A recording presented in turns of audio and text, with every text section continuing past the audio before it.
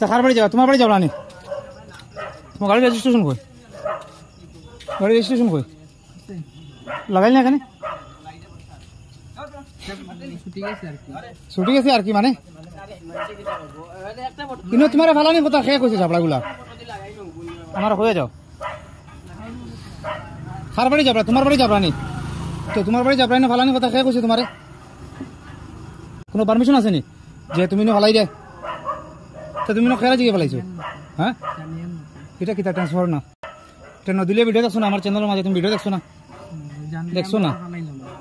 তো তুমি রাত্রে কি তালে ফেলাইলে লুকিয়ে না? লুকায়া আমরা আইসি আমরা মানে দেখছি কার কি যাবরা বহুত যাবরা তাহলে কি আমরা হ্যালো দাদা অন্য যাবরা ফলাইছি একজনে খাওয়ার কি নাকি তাহলে কি ফলাই নদী ধারে আর কি।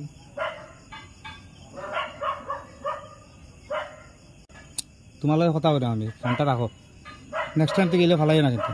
দেখো ছোট ভাই তুমি বয়সে বেজান ছোট আমার, তোমার আমি কথা তুমি আমার চিন্তা না কিন্তু। সিনিয়র না ঠিক আছে? আমি তো এরকম কোনো নিয়ম নাই ভাই, নদীর মধ্যে এরকম জাবড়া ফেলানি কোনো নিয়ম নাই।